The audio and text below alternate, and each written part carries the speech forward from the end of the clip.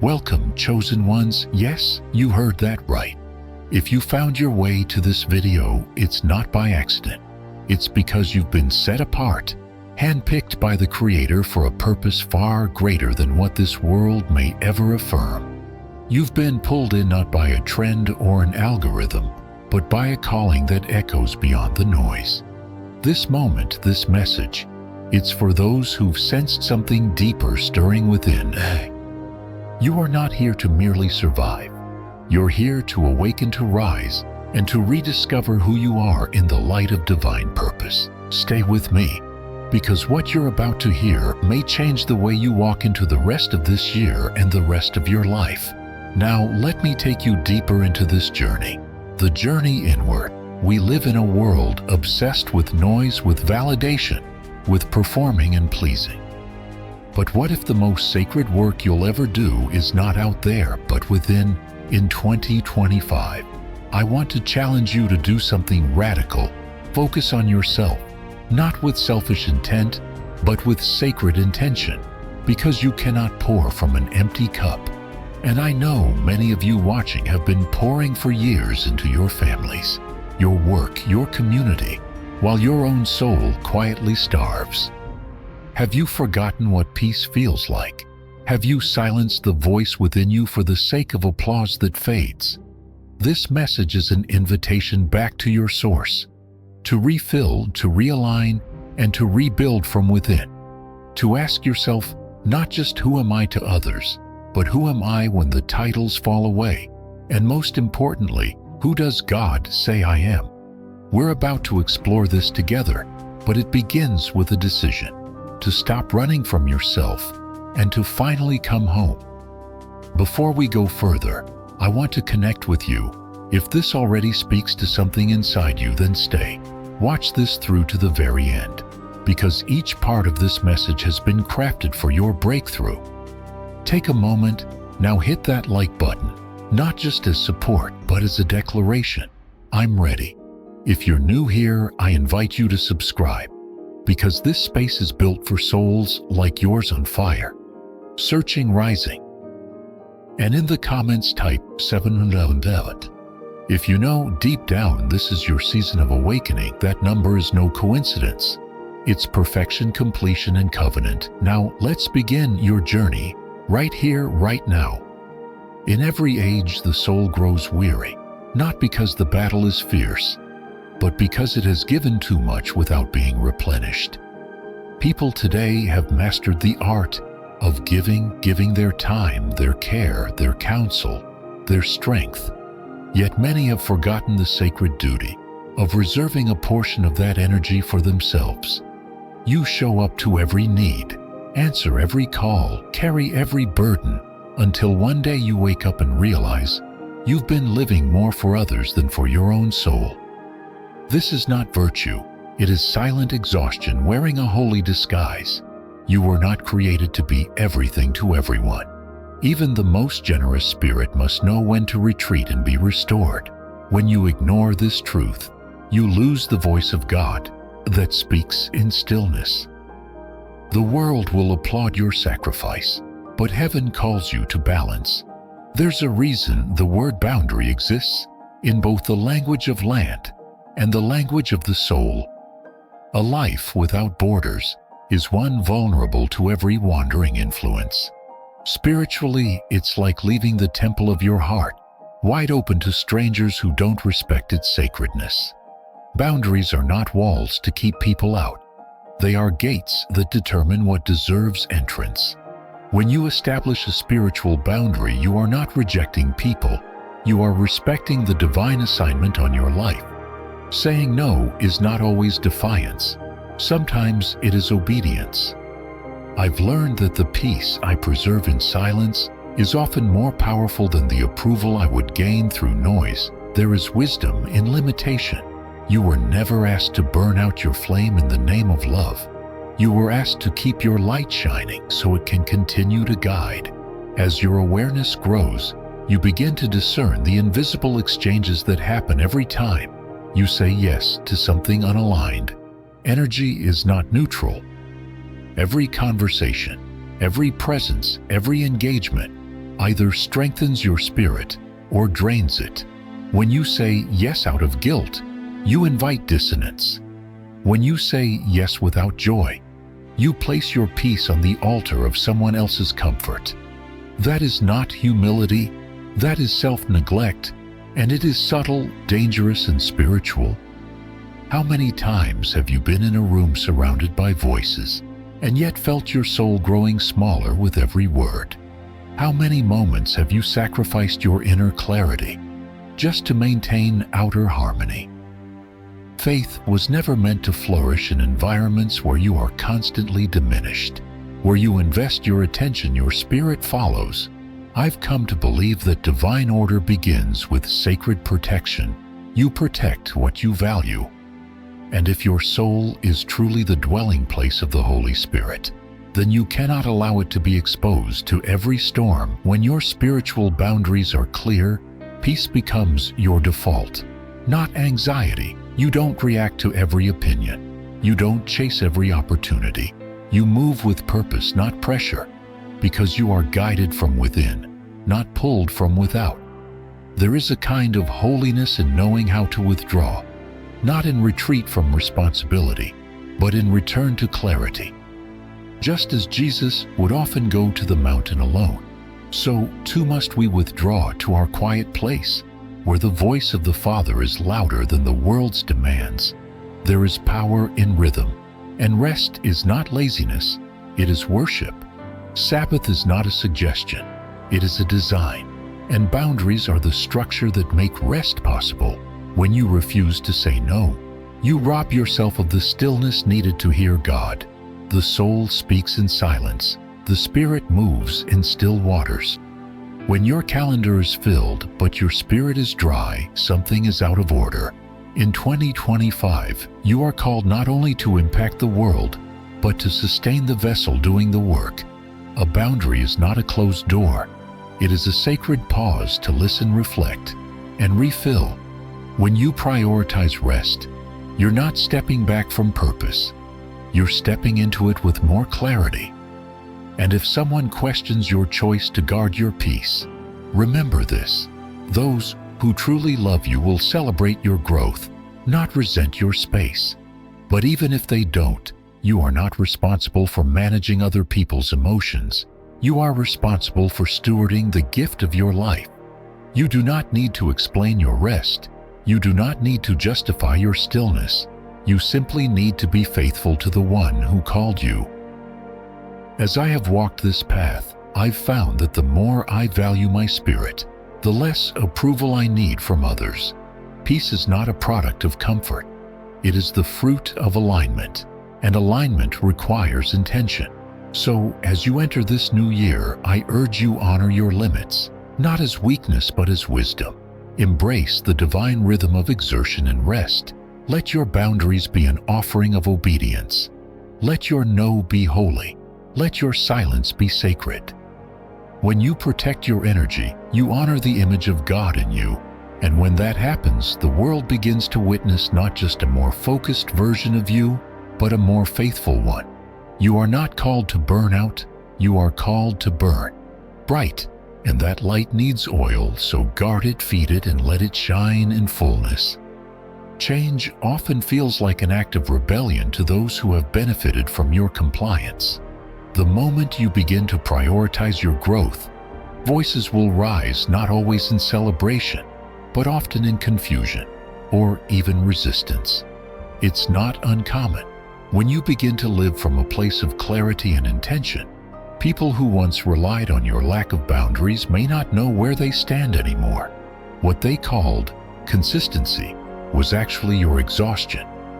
What they praised as loyalty was your quiet self-betrayal.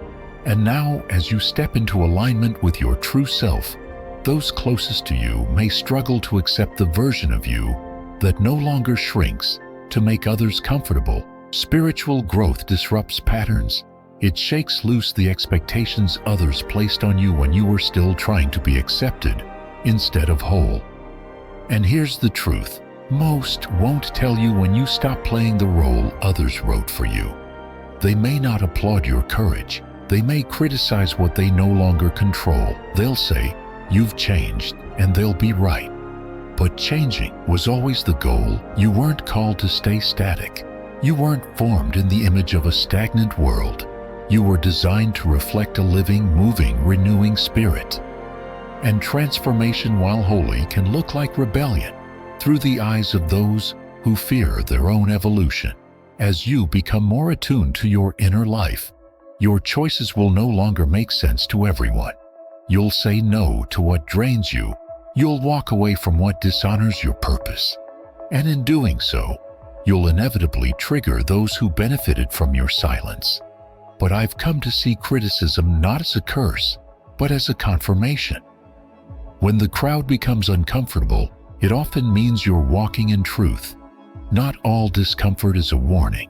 Sometimes it's a witness that you are no longer tolerating what once kept you small. Spiritual maturity isn't measured by how many people approve of your path. It's measured by how closely your path aligns with the one who called you. The need for approval is the quiet enemy of spiritual depth. If you are always adjusting your life to avoid other people's disapproval, you'll never have the room to meet the person God is shaping you into. Growth demands solitude. It demands quiet. And sometimes it demands misunderstanding. But even Christ was rejected by his own. Even truth was crucified before it was glorified. So if rejection comes, let it come. Let it reveal what's fragile and what's eternal. You don't need to fight every opinion. You don't need to explain every decision. You simply need to remain rooted in the conviction that your obedience matters more than their comfort. Every time someone questions your transformation, you have a choice. You can either retreat to who you used to be, or you can rise to who you're becoming. The former will offer you temporary peace, but leave you spiritually stagnant. The latter will stretch you, cost you, and maybe even isolate you, but it will align you with the life you were born to live. I've learned that the tension you feel when others resist your change is often the sacred space where your faith is refined. Growth is not just about goals. It's about grace.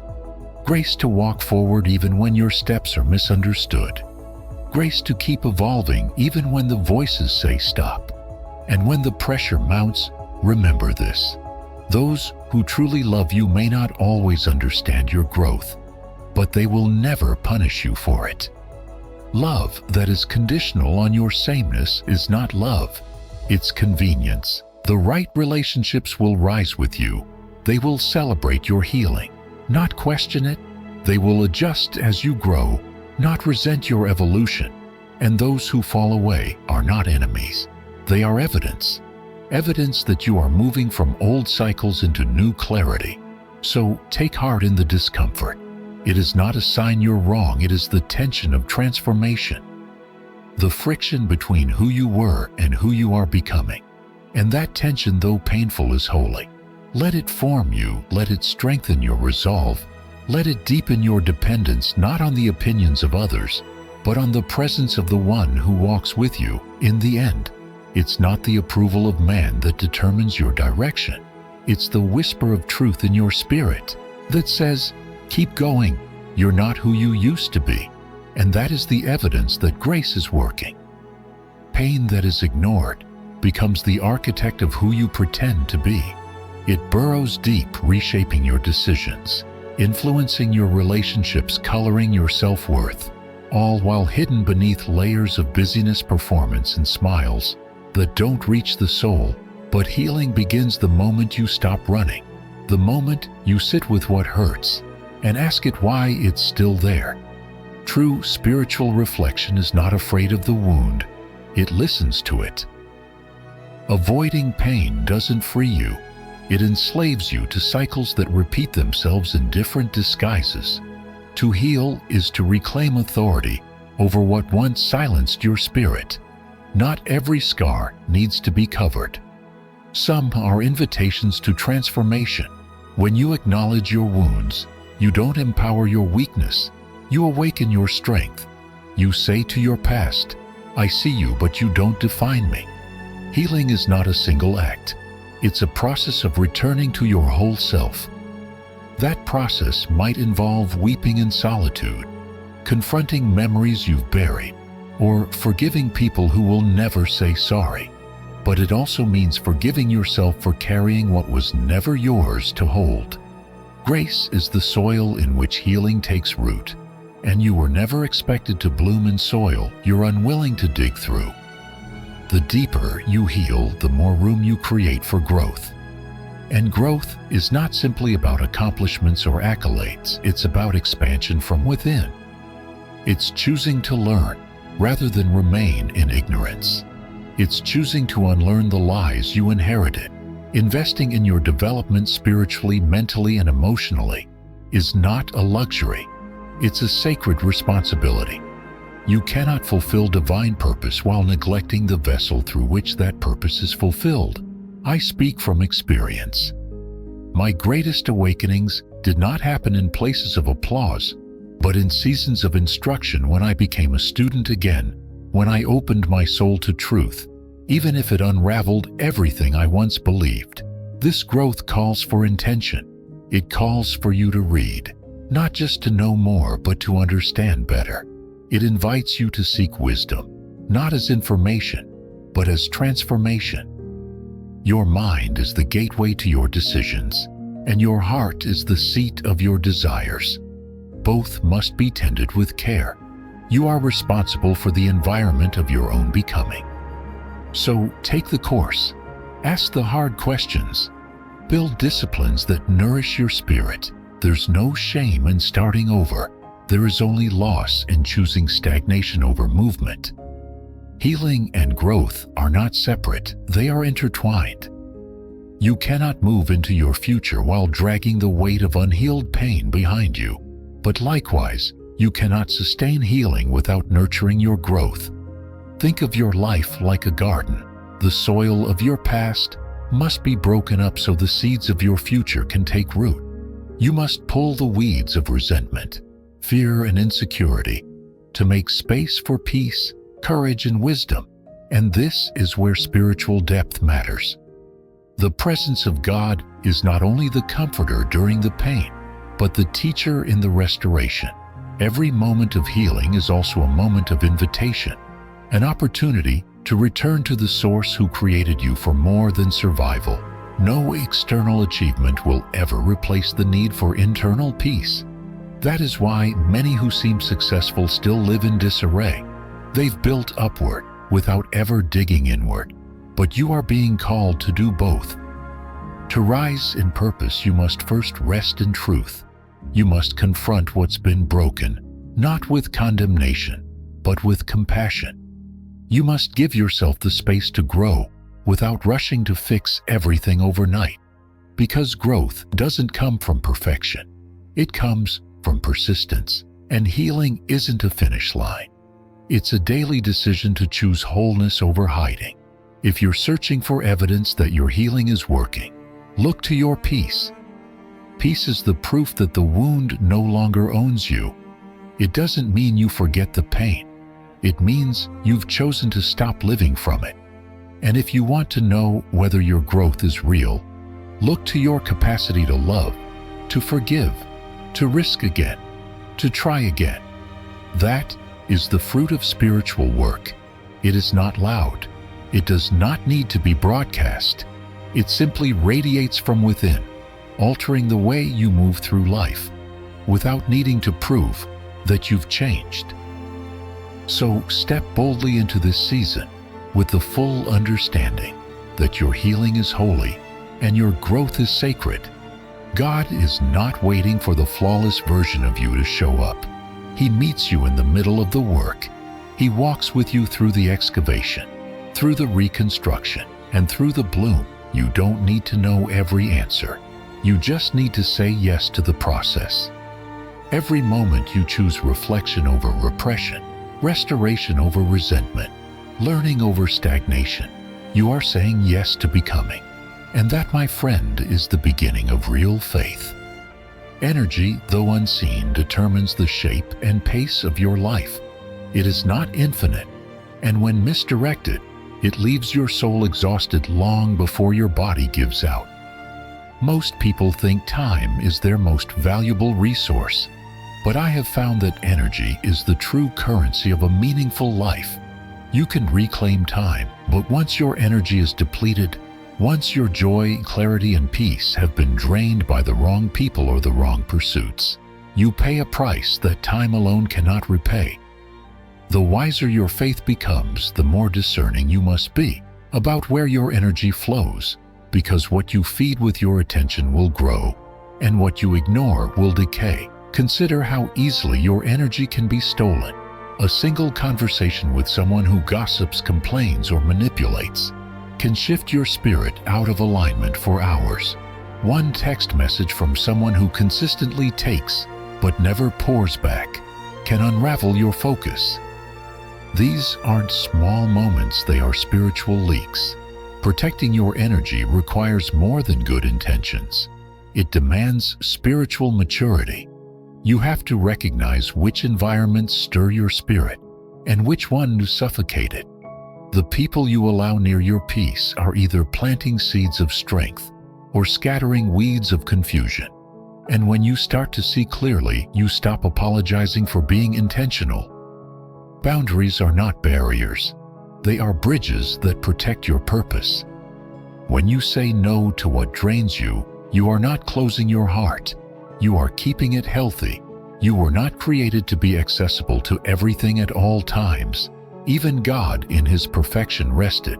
Even Christ in His compassion withdrew.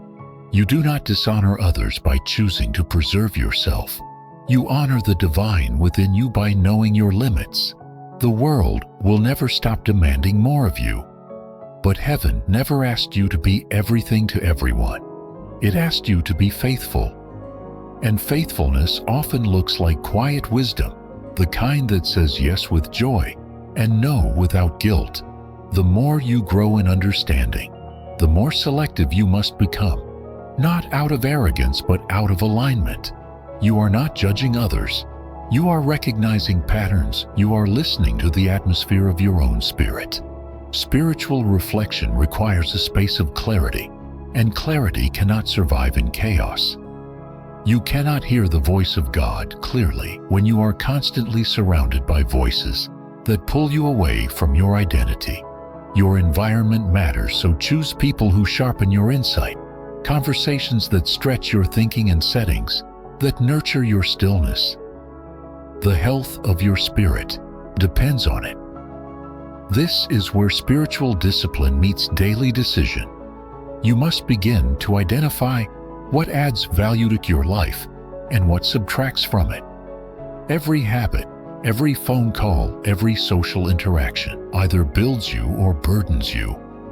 Don't confuse connection with covenant. Just because you have access to someone doesn't mean you have an obligation to stay connected. You don't owe your energy to people who abuse your kindness or disregard your values. You owe your obedience to the God who gave you this life. And part of that obedience is managing your soul with wisdom. When you protect your energy, something remarkable begins to shift. You stop feeling overwhelmed by everything. You stop reacting to every crisis. You begin to move with rhythm, not urgency. Peace becomes your default posture, not something you scramble to recover. And that shift doesn't just benefit you. It transforms what you bring into every room, every relationship, every assignment. Your presence starts to carry weight because it's rooted in purpose, not drained by distraction. This is the posture of someone who is spiritually awake. Not someone who avoids hardship, but someone who has learned that preserving peace is often the greatest act of spiritual warfare. You can be kind without being consumed. You can serve without surrendering your soul. The difference lies in the boundaries you set and the energy you guard. So make this a sacred commitment, not just to survive, but to thrive with intentionality, because the energy you protect today will become the strength you carry into tomorrow. And strength, when stewarded well, becomes the testimony that God can build something unshakable out of someone who simply chose to stay grounded. Fear doesn't always shout. Sometimes it whispers, it speaks in hesitation. In the decision you delay, in the dream you defer. It hides behind perfectionism and control. It creeps into your thoughts dressed as logic, disguised as caution. But make no mistake, fear is not your protector. It is your limiter. It is the voice that says, stay small, stay safe, stay silent. And when you listen long enough, it becomes familiar, even comfortable. Yet comfort has never been the birthplace of faith. I have come to see fear not as an enemy to be hated, but as a signal to be interpreted. It tells you where your growth is waiting. It marks the border between who you've been and who you are becoming. The nature of fear is spiritual. It does not only touch what you do, it touches how you see yourself. It challenges your identity before it challenges your behavior. That's why defeating fear is never just about being brave. It's about being aligned. When you are anchored in truth, fear loses its authority. Not because it disappears, but because you no longer obey it. You see, fear can stand at the door, but it cannot lock it. The only power fear has is the power you surrender. And the moment you act in spite of it, you begin to dismantle its grip. Courage is not the absence of fear. It is the refusal to give fear the final word. Now think about this. How often have you mistaken fear for a sign to stop? How many times has fear presented itself as wisdom when it was really a warning to stay stagnant? There is such a thing as holy discomfort, the unease that comes from being stretched into new territory. Faith lives there. It lives in the decision to step forward when the outcome is unclear. It lives in the risk of vulnerability, in the yes that has no guarantees. If you wait for the fear to leave before you move, you will wait your whole life. But when you move while still trembling, you give heaven something to work with. You create a space for grace to meet you mid-stride. But fear rarely travels alone. Alongside, it walks its companion, failure. And failure, like fear, has been greatly misunderstood. Most people run from it, ashamed by its appearance, terrified of its implications. But failure is not the opposite of progress. It is the evidence that you tried, that you stepped into the unknown, that you dared to hope. I have found more revelation in failure than in comfort. More truth in what didn't work than in what did. Failure is not a dead end. It is a redirection. It points to what needs to be strengthened. It shows you what you didn't yet know, and in doing so, it becomes a teacher. The spiritual life is not a life free from falling. It is a life of rising again and again. Some of the most transformative seasons in my journey began with what the world would call a failure. But heaven does not define you by the outcomes of your plans. It defines you by your persistence, your obedience, your willingness to keep trusting. Even after you've been disappointed, failure refines your motives. It tests your why. It separates shallow ambition from deep calling. It reveals what's built on ego and what's built on purpose. If you let it, failure will show you what truly matters and what was just noise. So, how do you face failure without being defined by it? You shift your focus from what fell apart to what was forged in the process. Did you gain resilience? Did you learn to listen more closely? Did you discover a part of yourself that had been hidden beneath fear? These are the victories that don't always make headlines but change lives. Growth that happens in the shadows is often the most authentic. Because it's not done for approval, it's done in surrender. And that kind of growth prepares you for the weight of your purpose. There's something powerful that happens when you begin to expect failure, not with dread, but with understanding. You stop being surprised by it. You stop taking it personally. You stop believing it means you're unworthy. Instead, you begin to see it as part of the rhythm of your development. Try, fail, learn, adjust, try again. That rhythm is holy. It is the sound of becoming. And every time you repeat it, you deepen your character. You strengthen your foundation. You become someone who is not easily shaken. And make no mistake, this is spiritual. The enemy does not fear your talents. He fears your endurance. He fears your refusal to give up, because that kind of person becomes dangerous. They become unshakable not because they've never fallen, but because they've learned how to rise. And the Spirit of God dwells in those who rise. That is where your testimony is born, not in your perfection, but in your persistence, in your decision to believe. Again, try again, forgive again. That's what faith looks like in motion. Faith is not proven by how loudly you declare it when things go right.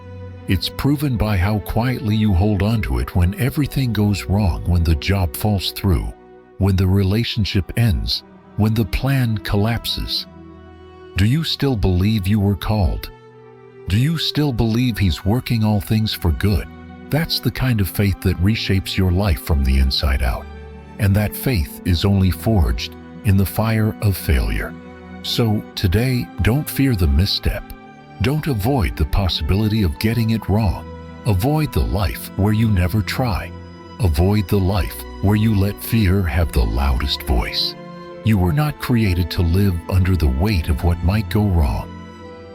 You were created to move forward, knowing that even if it does go wrong, grace will catch you, wisdom will teach you, and faith will carry you. The power is not in avoiding the fall. It's in learning how to walk again stronger with a deeper awareness of who you are and who your God is. And the next time fear visits, recognize it for what it is, a gatekeeper at the threshold of your next level. The next time failure shows up, welcome it as a mirror that reveals what needs refining. These are not curses. They are catalysts. They break the illusion of control and invite you into surrender. And in that surrender, you find strength. In that surrender, you find yourself. And more importantly, you find God still present, still speaking, still shaping you into someone who can rise from anything. Success is not what the world has tried to sell you. It is not hidden in titles, measured in salaries, or secured in social approval. If that were the case, those with the most would also be the most fulfilled. But time has proven otherwise. True success, the kind that endures in silence and speaks through peace, is found in alignment when your actions reflect your values, when your choices support your purpose, and when your days are shaped by meaning rather than image. The soul doesn't crave applause. It craves authenticity. And unless your definition of success is rooted in your God-given identity, you will spend your life chasing what was never meant to satisfy. There is a kind of success that grows from the inside out. It doesn't require announcement, because it shows up in how you live. It is the quiet confidence that comes from knowing you are in the right place, doing the right thing, becoming the person you were always meant to be. It's waking up with purpose, not pressure. It's living in a way that allows you to breathe freely, knowing you are not betraying your convictions to fit someone else's mold. That is where real success begins, not in the spotlight, but in the secret place where you choose faithfulness over fame. And to live this kind of life, you need more than ambition. You need focus. A wandering mind cannot carry the weight of destiny. A scattered life cannot hold the shape of sacred work. Focus is the spiritual discipline that makes clarity possible. In a world that screams for your attention every second, the ability to focus is not just a skill, it is a form of worship. Where you place your attention, you place your allegiance. And when you spend your energy on distractions, you quietly surrender your purpose to the noise. Distractions are more dangerous than they appear. They are not always evil. Many come disguised as good. But anything that pulls you away from your calling is not harmless. Endless scrolling, shallow conversation, chasing relevance. These things don't just consume your time. They erode your clarity. When you fill every quiet moment with noise, you lose the ability to hear the gentle voice of God that whispers direction. When you fill your mind with comparison, you lose sight of your own lane. You were not created to follow every trend. You were formed for truth. And truth requires stillness to be received. Every purposeful life is marked by selective attention. You must decide what matters and then commit to it with discipline. This doesn't mean you block out the world. It means you build a boundary around your focus. You don't give your best energy to things that don't return life to your spirit. You say no to invitations that sound urgent, but carry no eternal weight. You resist the pull of conversations that only circle around negativity and gossip. Why? Because what you feed will grow and what you starve will die. If you feed distraction, your calling weakens. But if you feed your spirit, your calling sharpens. Staying focused is not about being rigid. It's about being intentional. There's a difference between a full life and a distracted one. A full life is rooted in joy, clarity, and impact. A distracted life is full of motion but lacking in direction. If the enemy can't destroy your faith, he'll try to dilute it by overwhelming your schedule, hijacking your attention and surrounding you with noise. Your protection against that isn't just saying no. It's knowing why you say yes. Purpose gives power to your focus. When you know what you're building, you won't be as quick to abandon it for something shiny but shallow. But even with clarity, distractions will come. They always do. That's why focus requires discipline, especially in the mundane. The moments that feel slow, unproductive, repetitive, those are the proving grounds of spiritual maturity.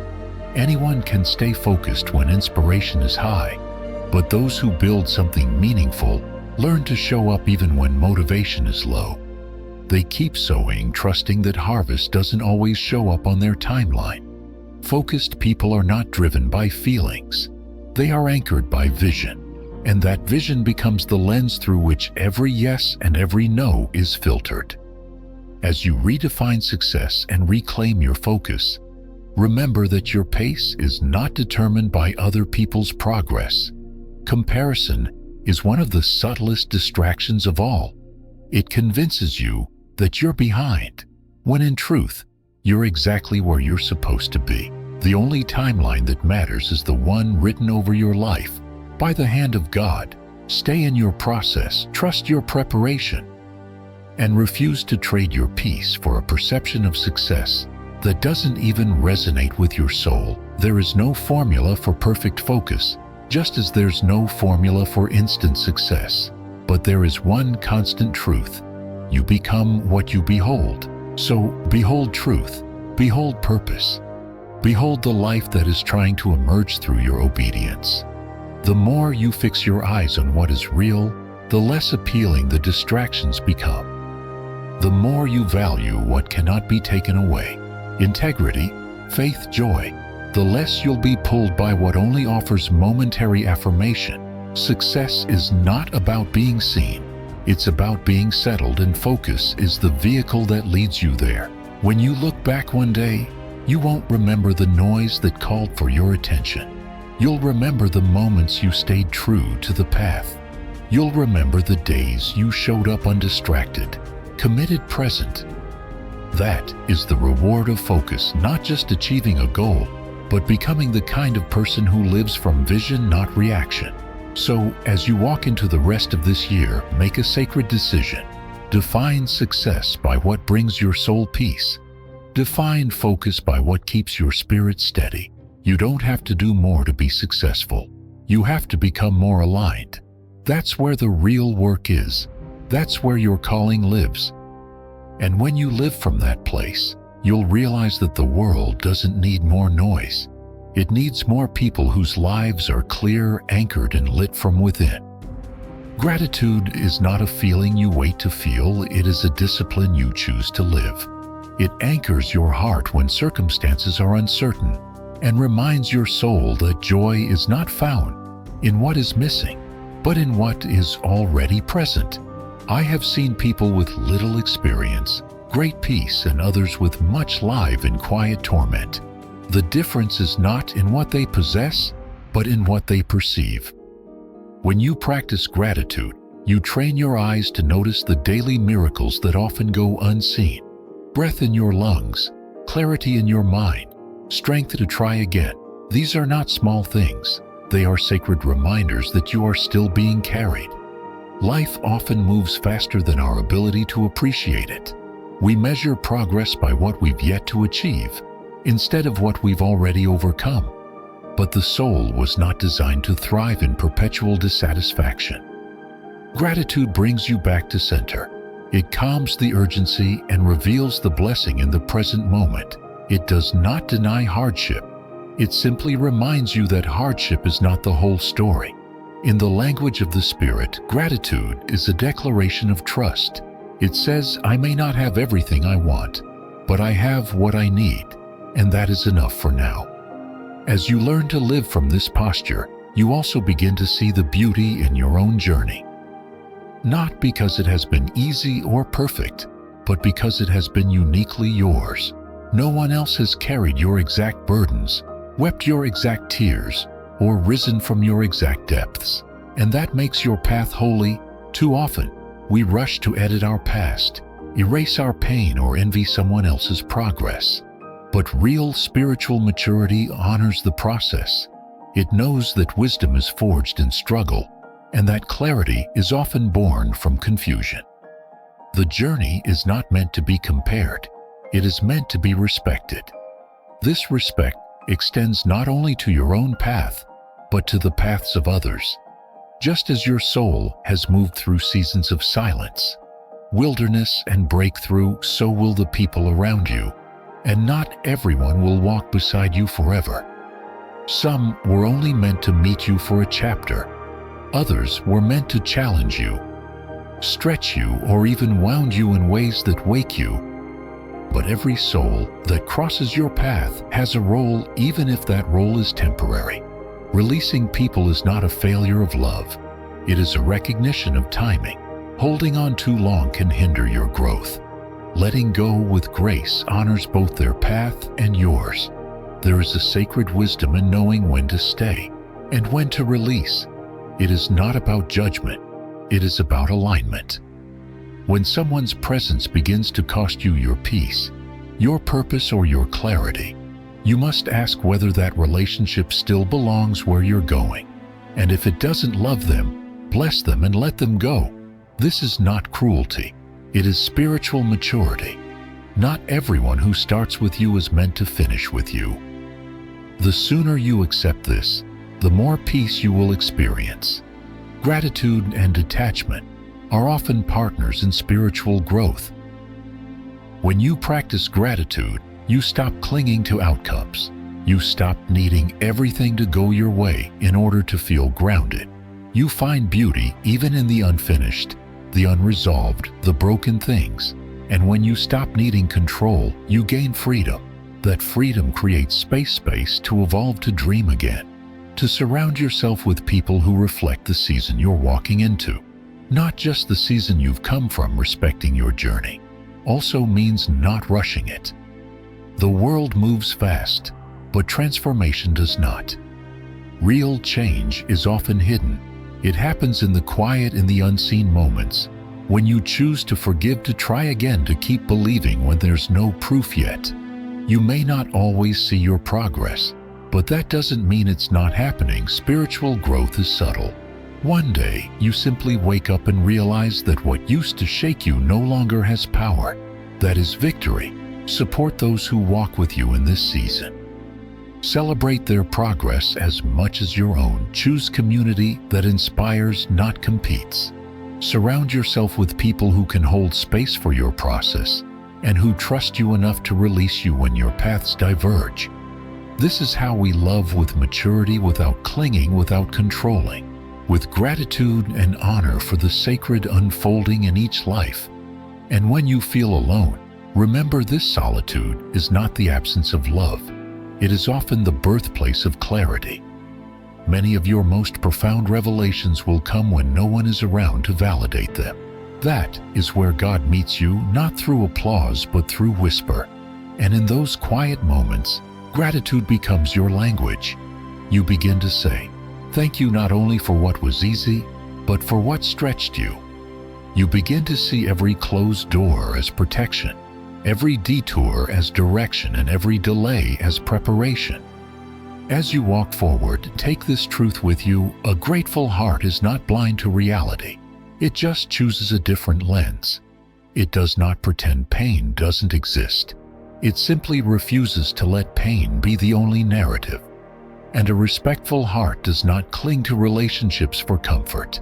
It walks in alignment, knowing that obedience to your path will never require you to betray your peace. In the end, the journey is not about perfection. It is about presence, showing up fully where you are, trusting that every step is ordered, believing that the right people, the right moments, and the right answers will come, not when you chase them, but when you become the kind of person who can hold them. Gratitude keeps you open, respect keeps you grounded, and together they shape a life that honors the divine in yourself and in others. This is how we walk well, with open hands, with a steady spirit, with gratitude for every mile behind us and faith for every mile ahead. Because the road may be winding, but the one who guides it never loses direction. Loneliness, though uncomfortable, is not always a void. It can be a vessel that carries you inward past the noise of approval and into the sanctuary of your own soul. Most people run from solitude because it forces them to face the thoughts they've silenced. But I've discovered that silence is not the enemy of the soul, it is its native language. In stillness, you begin to hear what has long been buried under distraction. You uncover dreams you dismissed, desires you never honored, and passions that were muted by the pressure to conform. Solitude is not absence, it is attention. And when you learn to be present with yourself, you finally meet the parts of you that were waiting to be known. Being alone does not mean being abandoned. There is a difference between isolation that wounds and solitude that heals. The first drains you of connection, but the second reconnects you with your true identity. This is where many miss the point. They treat loneliness as a punishment rather than a preparation. They rush to fill it with noise, people, and performance, never realizing that their greatest breakthrough might only arrive in the quiet. When the world pulls back and the room empties, what remains is the opportunity to hear the divine voice within. And that voice does not speak with urgency, but with depth. It whispers purpose. It names you not by your roles, but by your essence. It is in these moments that the invitation to self-love becomes clearest. Not the kind of self-love that masks insecurity with indulgence, but the kind that holds you accountable to your worth. True self-love is an act of spiritual maturity. It does not inflate ego. It corrects self-neglect. It says, you are worthy of care not because of what you produce, but because of who you are. This love is not loud, but it is consistent. It shows up in how you speak to yourself when you fail. It reveals itself in how you rest without guilt, how you set boundaries without shame, how you nurture your spirit as faithfully as you serve others. To love yourself is to treat yourself as someone sacred, not because you are flawless, but because you are formed by hands that do not make mistakes. The divine breath in your lungs is reason enough to honor yourself with kindness, and this kindness is not weakness. It is a fierce protection of your inner world. When you value yourself, you stop tolerating what diminishes you. You begin to choose relationships, habits, and environments that reflect the reverence you carry within. That choice is the fruit of self-love. It is not about living for yourself. It is about living from a place of truth, so you can serve the world with authenticity. Now, connect this truth to faith, and you'll find that loving yourself is not a departure from spiritual discipline. It is the foundation of it. You cannot pour living water into others from a broken vessel. You cannot hear God clearly when you despise the vessel He's speaking through. So many seek God's voice in external signs, but ignore the inner whisper that calls them to heal, to forgive, to rest, to grow. Your body is the temple. Your spirit is the dwelling place. What you believe about yourself shapes how you carry His presence. And when you learn to honor that presence in solitude, you walk into community not with neediness but with peace. There is no substitute for the lessons learned in quiet seasons, when you're not being applauded, when no one is watching, when your only audience is the one who sees in secret. That's where endurance is built. That's where trust is tested.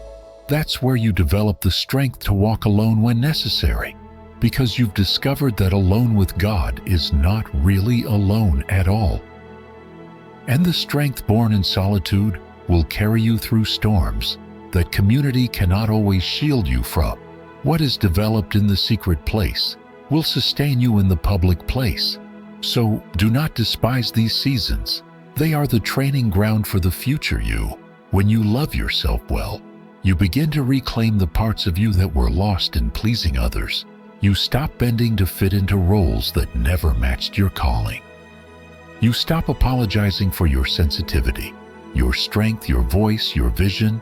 Self-love gives you permission to be fully human and fully holy, to wrestle and to rest, to fail and to rise. And from this place of fullness, you stop chasing love that cost you your dignity. You stop begging for validation in spaces not meant for your voice. You become secure in the quiet, knowing that the one who shaped you is pleased with what He formed. That confidence is not loud, but it is unshakable. It flows from a deep well of identity rooted in grace. And grace is not a permission slip to remain unchanged. It is an invitation to become healed, to become whole, to become deeply connected to yourself, so you can be deeply connected to others without losing yourself in the process. Real love, whether given or received, begins with the quality of love you extend to your own soul. So, next time you find yourself alone, shift the question. Instead of asking, "Why am I here?" ask, "What am I being shown? What truth have I been too busy to face? What beauty in me have I forgotten to name? What part of me needs compassion rather than correction?" These questions don't lead to quick answers, but they lead to deep ones. And depth is what the soul craves more than anything else. Loneliness, then, is not something to escape. It is something to explore. It is the soil where your roots grow deeper. And self-love is the water that nourishes them. Together, they form a foundation strong enough to carry your calling, your healing, and your becoming. In that sacred stillness, you will find that what you thought was emptiness was actually invitation. An invitation to return home to yourself, and in doing so, return more fully to the one who made you. Transformation does not happen in grand gestures. It happens in the quiet, often unnoticed decisions you make each day. Who you become is not determined by a single defining moment, but by the habits that shape your life when no one else is watching. I have come to believe that small choices consistently practiced hold the greatest spiritual weight. The way you begin your morning, the words you choose to speak over yourself, the discipline you exercise when temptation whispers, these are not just routines. They are declarations. They are the architecture of the person you are becoming. Each habit is a seed. Some produce fruit quickly. Others stay hidden beneath the surface for a season. But every seed you plant carries the potential to alter your future. This is why your habits are sacred. They reflect your values before you even speak them. To live intentionally is to understand that your future is shaped by your present discipline. It is not enough to hope for change. You must build for it. And the building is often slow, repetitive, and unimpressive to the outside world. But don't mistake quiet consistency for insignificance. The strongest foundations are the ones laid without applause. As you begin to walk in this understanding, it becomes clear that patience is not just helpful, it is essential. Growth demands time. And the world we live in rarely respects that. It promises quick fixes, instant success, and rapid results. But the soul doesn't move at the pace of a scroll. It develops slowly, deeply, and often silently. Patience is the refusal to abandon the process just because you can't yet see the progress. It is the spiritual posture that says, I trust the work even when I don't see the harvest. Waiting is not wasted time. In fact, it is one of the most spiritually productive seasons you will encounter if you allow it to be. Waiting teaches you to trust more than just outcomes. It teaches you to trust the process, the timing, and most importantly, the one who holds both. You may not feel movement, but that doesn't mean nothing is happening. Some of your most important growth is taking place in the soil of obscurity. Roots are being established, strength is being built, character is being forged, and this hidden work will one day sustain the visible fruit. So, how do you stay faithful when results are slow? You return to your habits. You commit to showing up. You write when no one is reading. You pray when no one is listening. You stretch when your body is tired. You choose kindness even when it goes unnoticed. These are the holy repetitions of a life well lived, not because they are glamorous, but because they are grounded. They anchor you in discipline. And discipline is what carries you through seasons when motivation fails. Discipline is not about perfection. It is about consistency. It's not measured by how flawlessly you perform, but by how faithfully you return. The person who grows is not the one who never stumbles. It is the one who always comes back, who always recalibrates, who always remembers why they began. Spiritual growth is less about sprinting toward a goal and more about walking faithfully with God through every step of the journey. Sometimes that walk is slow, sometimes it feels aimless, but if you stay on the path, you will find yourself exactly where you need to be. This path also requires self-compassion. The journey of becoming will have delays, setbacks, and detours. You will miss days. You will break your rhythm. You will feel like progress has vanished, but do not let that discourage you. Grace is not just for your past, it is for your process. You are allowed to begin again. You are allowed to fail and still be faithful. The miracle is not in never missing a step. It's in not quitting the dance. Return to the rhythm. Resume the habit. Reignite the intention. That is how progress is sustained. As you develop your habits and strengthen your patience, you'll notice something shifting. Your confidence will no longer depend on external results. It will be rooted in the knowledge that you are showing up, that you are planting, watering, and trusting, even when the ground looks barren. And that kind of confidence is unshakable. It is not fueled by how quickly things change, but by how deeply you have committed to becoming. You'll begin to see that the delay is not denial, it is development. God is never rushed, but He is always intentional. And while you are waiting, while you are building, while you are walking, celebrate the small wins. Celebrate the mornings you didn't give up. Celebrate the hard choices you made in private. Celebration isn't vanity, it's stewardship. It reminds your soul that the work you're doing matters, that every repetition is shaping something eternal, that each day of discipline is a brick in the house you are building, not just for yourself, but for everyone who will be inspired by your example.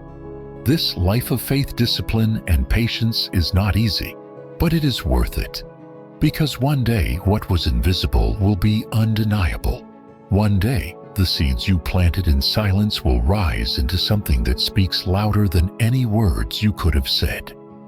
One day, the person you are becoming will thank you for not giving up when it would have been easier to walk away. And when that day comes, you will realize that greatness was never about how fast you moved. It was always about how faithfully you stayed. So return to your habits with fresh reverence. Return to your process with renewed trust. Be patient. Be consistent. Be gentle with yourself. Because every single day you choose to show up, even in the smallest ways, you are declaring with your life that the person you're becoming is worth every effort. And that declaration, repeated in silence and steadiness, is what builds a legacy that cannot be shaken. Encouragement does not always come from the outside, and in truth, it was never meant to. The journey inward, the deep spiritual work of becoming, will often place you in seasons where applause is absent and validation is silent. In those seasons, how you speak to yourself matters more than anything else. I have learned that the soul thrives not on critique, but on compassion. You will not grow faster by being harder on yourself. You will grow when you are gentle with your wounds and courageous with your words. To motivate yourself spiritually is not to demand perfection. It is to choose grace over guilt, truth over shame, and progress over performance. Internal dialogue becomes destiny. The words you whisper to yourself in weakness become the beliefs you carry into every room. This is why replacing self-criticism with encouragement is not just a mental shift. It is a sacred discipline. It requires catching the voice that says, "You're not enough," and responding, "You're learning, and that's enough for today." It requires replacing the lie that says, "You always fail," with the truth that says, "Every failure taught you something worth keeping." This is not delusion. It is alignment. It is training your heart to see yourself through the lens of grace, not the filter of fear. And when you begin to truly encourage yourself, something remarkable happens. You begin to change the energy you carry. You no longer move through life seeking approval because you have already affirmed your worth. You stop begging to be seen because you have chosen to see yourself. That kind of internal strength is magnetic. It shifts how you show up in the world. And more importantly, it shifts who shows up for you. When you walk in self-respect, you attract people who respect your boundaries. When you walk in self-love, you invite relationships that reflect that same level of care. It begins within and it radiates outward. This naturally leads to the reevaluation of relationships, not through bitterness, but through clarity. Once you begin to treat yourself with the kindness you once only offered to others, you will no longer have space for relationships that dishonor your peace. This is not about cutting people off in anger. It is about releasing what no longer serves your growth. Some connections were formed in old seasons when your standards were low and your identity was unclear. As you evolve, not every relationship can evolve with you, and that's not a failure. That's discernment. Spiritual growth demands relational alignment. The people you allow into your inner circle shape your beliefs, your energy, your pace. If they drain you more than they develop you, if they confuse you more than they challenge you, if they pull you backward when you're trying to move forward, they are not aligned with your calling. You cannot walk boldly in purpose while tethered to relationships built on broken agreements. Love people deeply, but choose your closeness wisely. Your soul was never meant to be a battleground for someone else's chaos. When you start building healthy relationships, you realize that connection is not meant to cost you your peace. It is meant to amplify it. True community doesn't just celebrate your light. It holds you when your light dims. It doesn't compete with your growth. It challenges you to grow even more. Healthy relationships are not built on constant validation, but on mutual vision. They do not just love who you are, they support who you're becoming. And when you find this kind of connection, you learn that love was never meant to be earned. It was meant to be shared. But first, you must be willing to walk alone long enough to know what alignment truly feels like. Encouraging yourself is the first act of spiritual leadership.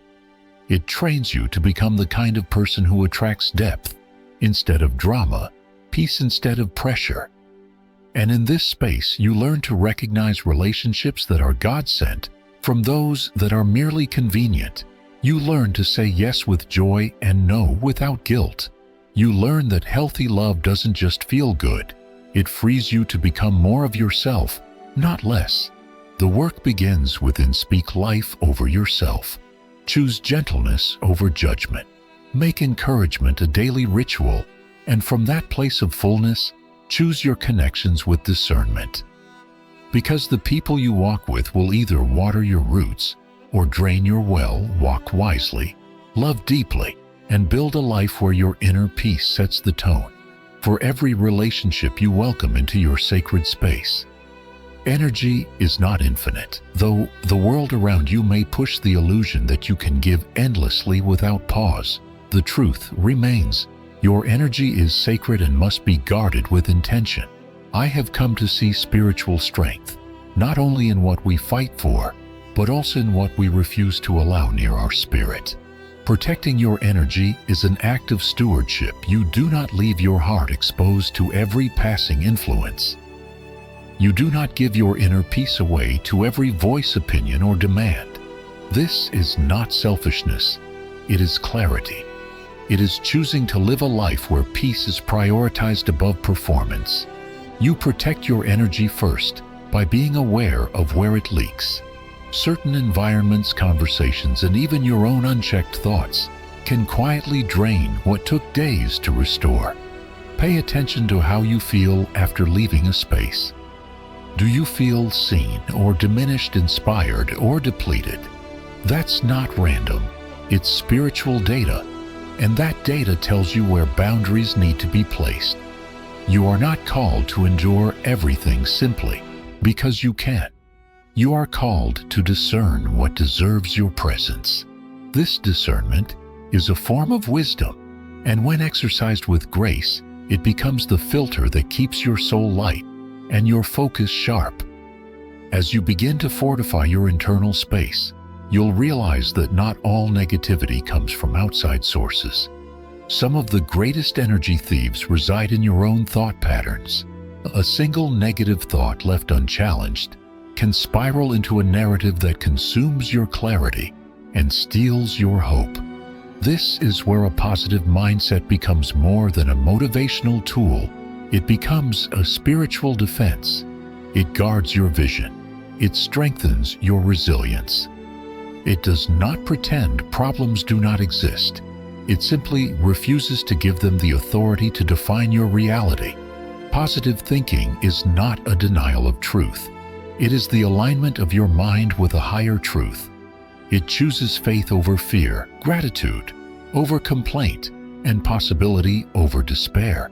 When practiced with conviction, a positive mindset creates spiritual momentum. It helps you face adversity with courage, not confusion. It gives you the language to speak life even when life feels heavy. And it trains your soul to focus not on what is missing, but on what is working. This shift does not just change how you feel, it changes how you fight. You begin to battle from a place of inner strength, not scattered reaction. But maintaining this mindset takes practice. It is not a one-time decision. It is a daily choice. You start the day by directing your thoughts before they direct you. You become the gatekeeper of your mental atmosphere. You correct lies with truth. You replace harsh self-judgment with compassionate awareness. And when discouragement tries to take root, you do not nurture it. You name it, release it, and return to your center. This is not weakness. It is discipline. It is choosing peace even when chaos is easier to accept. The longer you live with intention, the more you begin to crave this sense of calm alignment. You no longer tolerate what agitates your soul. You begin to see how much beauty surrounds you when your vision is no longer clouded by drama, noise, and negativity. You move with grace, not because life is perfect, but because your spirit is anchored. And anchored people are unshakable, not because storms don't come, but because they've chosen where to plant their roots. So build a life that honors this truth. Protect your energy as though it is the breath of your purpose, because it is. Maintain a mindset that lifts because it is the echo of your beliefs. And in both, you'll find the strength to endure with joy, to grow with purpose, and to walk through every season with a spirit that remains whole, even when the world is not. Confidence begins not in comparison but in clarity. When you stop looking outward to define your worth and begin looking inward to recognize what God has already placed within you. Confidence becomes less about performance and more about presence. I've never believed confidence to be loud or boastful. True confidence is quiet, rooted, and steady. It's the calm assurance that even when the outcome is uncertain, your value is not. It's the deep knowing that you belong, not because you've earned every right, but because you've been equipped by purpose and shaped by grace. This kind of confidence is not something you wait to feel. It is something you build. You build it through small acts of courage repeated daily. Each time you show up for yourself, even when doubt tries to silence you, your foundation strengthens. Each time you follow through on a promise you've made to yourself, even when no one is watching, your self-trust deepens. Confidence is the result of integrity lived out in the unseen. It grows in private before it is revealed in public. And when your confidence is grounded in truth, not ego, it doesn't need to dominate. It simply stands firm. The path to spiritual confidence often begins in brokenness. You don't become strong by avoiding weakness. You become strong by facing it with honesty and allowing God to meet you there. The most confident people I've encountered are not those who have never struggled. They are the ones who've walked through fire and chosen not to let it define them. They have scars, but they carry them with wisdom.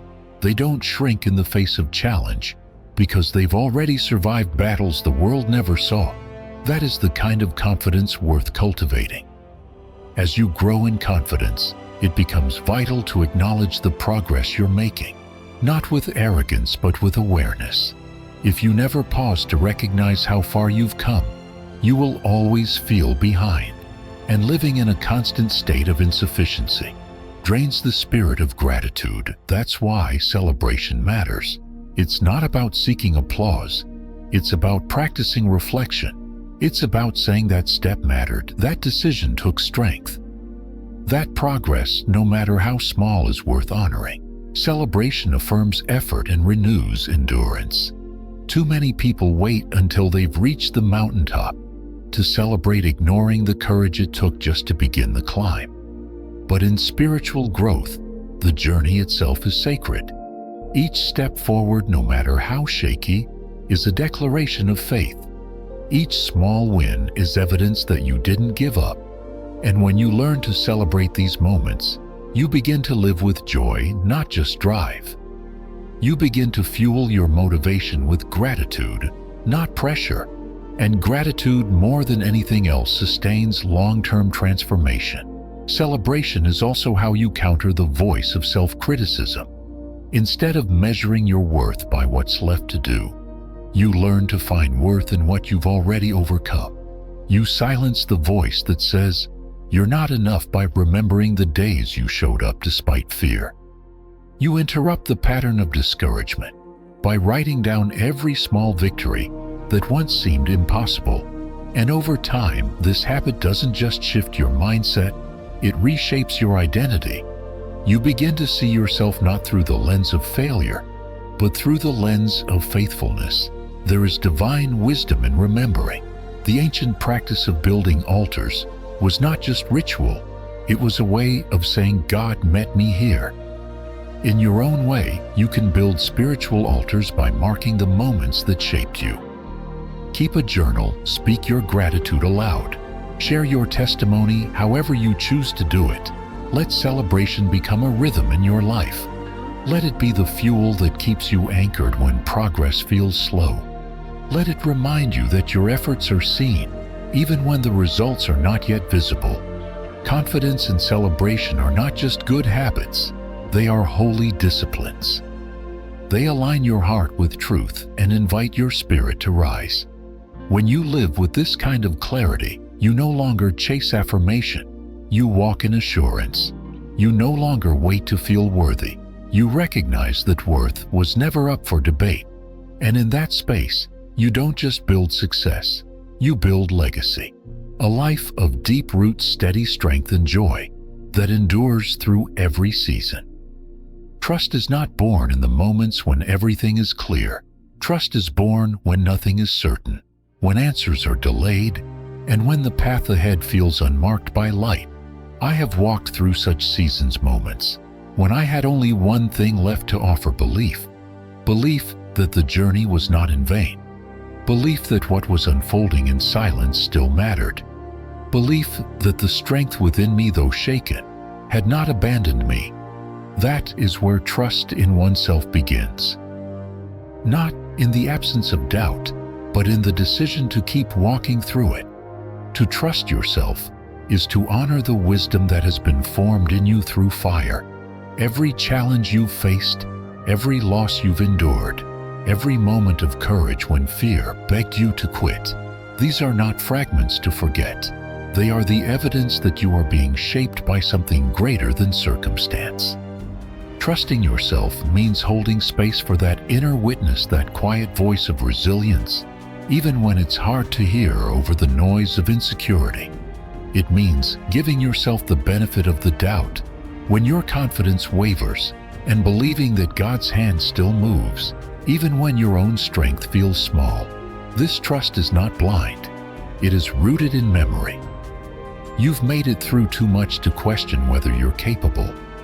But sometimes the journey demands that you remember not just what you've survived, but how you grew in the process. The storms were not meant to destroy you. They were meant to deepen your roots, stretch your faith, and refine your identity. That is why your trust in yourself must be connected to a deeper truth, that you were never walking alone. That divine presence has been there all along, not only guiding you but also building you. And with trust comes another sacred responsibility: care. You cannot sustain trust in your path if you are constantly neglecting the vessel walking it. Self-care is not indulgence, it is stewardship. You care for yourself not because you're weak, but because you're worth the maintenance. You rest because your soul cannot thrive in constant exhaustion. You nourish your mind because clarity cannot flourish in chaos. You guard your peace because you understand the cost of letting anything compromise it. And when you treat yourself as sacred, you begin to live in alignment with the truth that you are caring for yourself. Means knowing when to pause. It means resisting the pressure to prove and choosing instead to preserve.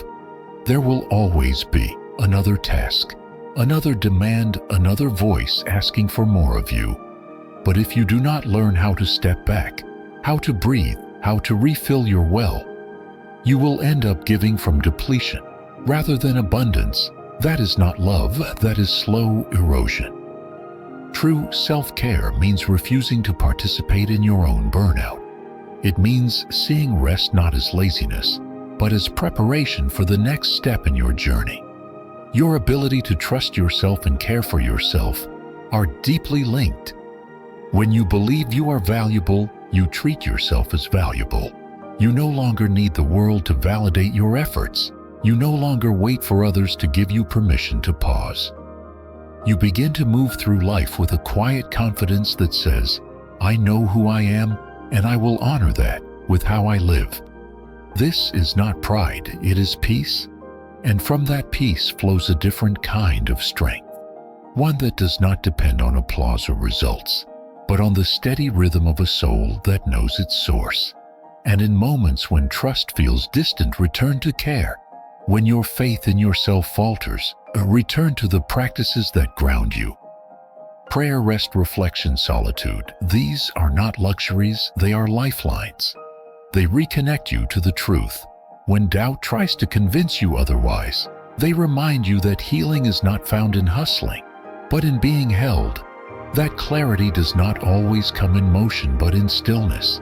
And that sometimes the most spiritual thing you can do is to slow down and listen not to the world, but to the whisper inside that says, you're still becoming. So hold fast to this truth. The journey may be unclear, but your worth is not. The outcomes may fluctuate, but your value remains constant. Trust that the one who called you forward also equipped you to continue. Trust that your story still unfinished is sacred. and care for yourself. Like someone whose story matters because it does, it matters more than you know. Self-care is often misunderstood as simply taking breaks or enjoying a moment of rest, but in its truest form, it reaches far deeper than a temporary escape.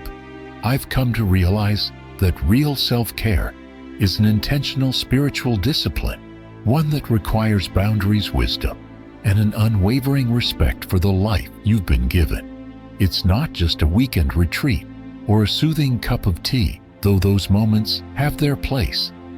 It's a way of living that honors your body, your mind, your emotions, and your spirit with the same seriousness you give to your most sacred commitments. To care for yourself well is to recognize your limits without shame. You are not designed to carry every weight, answer every call, or fix every problem. You are not endless. You are human, divinely crafted yet beautifully finite. When you refuse to acknowledge that you live in a cycle of depletion, mistaking burnout for devotion. But when you begin to honor your own humanity, you step into a higher form of responsibility, one where stewardship replaces sacrifice, and where preservation no longer feels selfish but sacred. That's where boundaries begin. Boundaries are not walls built out of fear, they are gates crafted in wisdom. They define where your peace ends and someone else's chaos begins. When you set boundaries, you are not pushing people away. You are protecting the part of you that enables connection to remain healthy. A life without boundaries is one constantly invaded by urgency, noise, and the expectations of others. But a life with boundaries has space to breathe, to heal, to think clearly, and to align with what matters most. Prioritizing your health then is not optional. It is central. Not only your physical health, which is foundational, but also your mental clarity, emotional resilience, and spiritual vitality. Each part of you is interwoven. Neglect one, and the others will feel the weight. I've learned that the soul is not nourished by noise. It needs silence. It needs intentional solitude. It needs the right kind of input, whether that's wise words, uplifting relationships, or habits that support growth. You cannot expect to rise when everything around you is pulling you under. To care for yourself is to audit what enters your space and determine whether it builds or breaks. There's also something deeply spiritual about taking ownership of your time. When you say no to things that aren't aligned with your purpose, you're saying yes to what truly is. You don't owe everyone your presence. You owe yourself consistency. You owe your future the investment of your present. And part of that investment means making decisions that support longevity, not just short-term comfort. It's getting rest even when you could push further. It's eating with intention, thinking with clarity, and moving your body because it's an act of gratitude, not just routine. And self-care also speaks through rhythm. The way you start your morning sets the tone for your day. The way you end your evening determines how you process the hours that came before. These rhythms are not small. They are sacred. They remind your soul that it is safe, that it is valued, and that it does not have to rush or prove its worth. Creating a routine that supports wholeness isn't restrictive. It's liberating because once your foundation is steady, everything you build upon it can grow without fear of collapse. The deeper truth is this: when you care for yourself, you mirror the love of the Creator. The one who formed you did not rush your design. Every part of you is intentional. Your rest matters to Him. Your peace matters. Your wholeness is not just a wish, it's part of the plan. And so, when you live in a way that honors that design, you're not just surviving, you're walking in agreement with your divine blueprint. Caring for yourself then becomes an act of worship. It's how you say, "Thank you for the breath in your lungs and the purpose in your steps." It's how you prepare yourself to pour into others, not from obligation, but from overflow. When your well is full, your giving becomes pure. When your boundaries are respected, your relationships become healthier. And when your health is prioritized, your vision becomes clearer. So embrace self-care as more than a practice. Embrace it as a lifestyle, a statement, and a spiritual decision. Build your boundaries, protect your energy, choose habits that nourish you, and in doing so, you'll not only sustain your strength, you'll multiply it. This is how you grow. This is how you thrive. This is how you honor the gift of your life. Dreams are rarely born in perfect conditions. More often they rise in the middle of chaos, planted like seeds in soil that seems too dry, too cold, too unstable.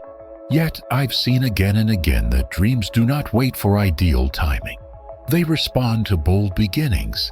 If you are waiting for everything to align before you take the first step, you may never begin. You don't need more time, more support, or more approval. You need more courage to trust that what you carry within you is already enough to begin. You start with what you have, where you are, and let faith do what logic cannot. There is something profoundly spiritual about honoring your dreams. When you pursue the vision placed inside you, you align yourself with divine intention. You are not just chasing ambition, you are stepping into assignment. The desire in your heart is not random. It is often the echo of a calling, a whisper from heaven, reminding you that you were created for more than survival, but you will never discover what you're capable of if you only move when it's easy. Dreams require risk. They require movement while your hands still tremble.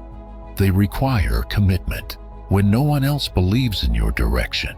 Waiting for perfect timing is often a disguise for fear.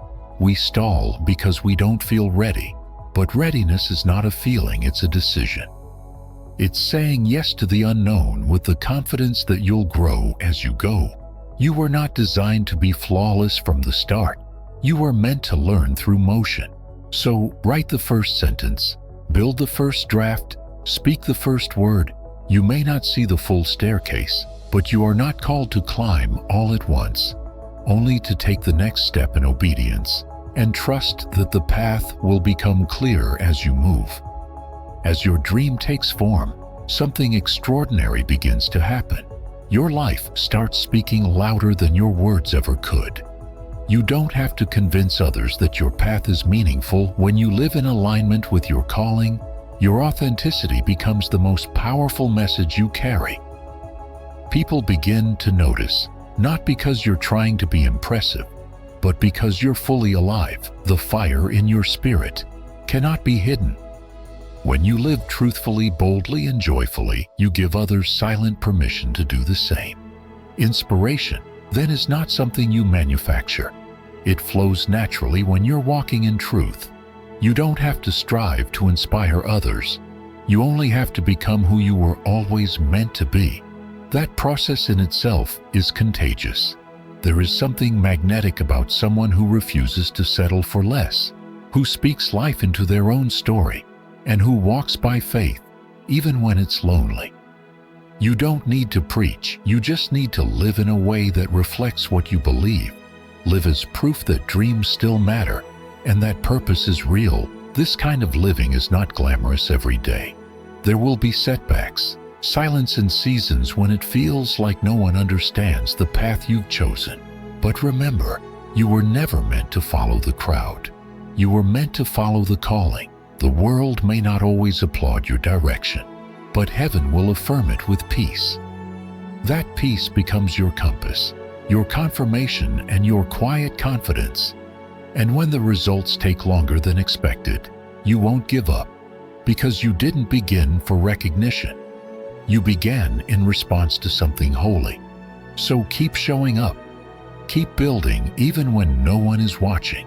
Keep believing even when the outcomes feel slow. Every brick you lay, every small act of obedience, every moment of perseverance is shaping something that will outlive the doubts.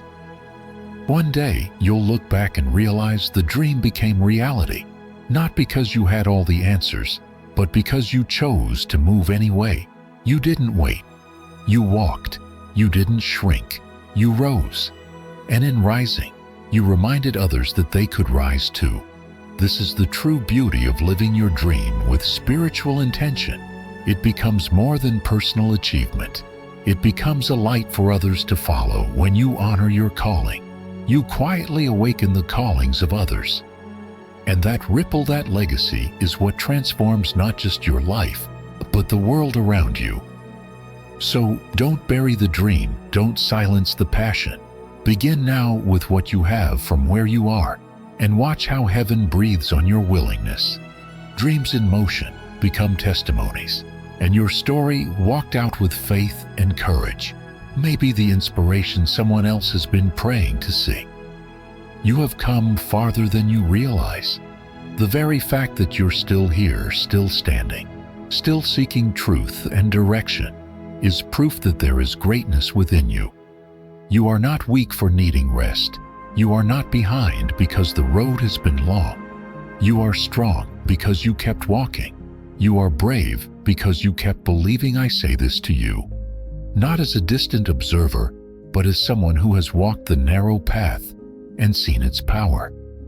Keep going, keep trusting, keep rising. You will overcome. The message is simple yet profound. When you focus on yourself with spiritual clarity, you not only transform your own life, you begin to impact the lives of others. The ripple of healing, of courage, of truth spreads beyond you. It touches your family. It elevates your friendships. It awakens others to pursue their own transformation. You don't have to save the world. You only have to be faithful to the part of it that God placed in your hands. That's how change begins. That's how it multiplies. And that's why your commitment to becoming is not only powerful, it is sacred. Now, as we transition into a moment of reflection, I invite you to step with me into prayer. Close your eyes, still your heart, and breathe deeply as we call upon the one who knows you better than you know yourself. Creator of all, we come before you with open hands and surrendered hearts. We lay down our striving and the weight we've been carrying. We acknowledge that our dreams, our pain, our potential, all of it is safe in your hands. You have not brought us this far to leave us wandering in confusion. You have a plan, and we trust you to lead us into it. God, for every person hearing this message, I ask that you would illuminate their next step, not 10 steps, not the entire path, but the next right step. Whisper into their spirit the assignment that is theirs and theirs alone. Align their gifts with your timing. Strip away distractions that cloud their clarity. Silence the noise that says they are not enough. Replace it with the truth that they are chosen, equipped and anointed to fulfill their divine mission on this earth. Where there is weariness, speak rest. Where there is fear, release peace. Where there is confusion, pour wisdom like rain. Remind them that the journey is not about speed. It is about alignment. Help them stop striving to become what the world demands and start becoming who you designed. Let this be the year of sacred focus, deep healing, and bold obedience. Let this be the year they stop hiding and start walking fully in the truth of who they are. I pray you bring the right people into their lives, those who will nurture their spirit, honor their vision, and walk beside them without fear. Remove connections that only serve to drain and distract. Build a circle around them that reflects heaven's encouragement, not the world's expectations. Guard their energy, anchor their mind, restore their soul, teach them the beauty of walking in step with you, not ahead, not behind, but with you. And finally, Lord, I ask that you would awaken their purpose on a deeper level than ever before. Let them rise, not in pride, but in power, not in performance, but in purpose. Show them that when they surrender, they do not shrink, they expand. When they trust you, they do not lose, they are led. We place every desire, every burden, and every dream in your hands. Guide them into the next assignment you've prepared. Let them walk in it with faith, with clarity, and with joy. In your holy name, we ask this, amen. If this message stirred something within you, I invite you to stay connected. Tap that like button, not for algorithmic approval, but as your small act of agreement with what you've just received. Subscribe to this channel if you haven't already, so you can continue this journey with us. This space isn't just for content, it's for community. And if you believe you're being called deeper into your faith and your divine purpose, comment 777 below. That number represents divine completion, spiritual alignment, and your agreement to walk in the fullness of your calling. Join the conversation. Let's grow together. Let's believe together. And let's keep becoming all that we were created to be.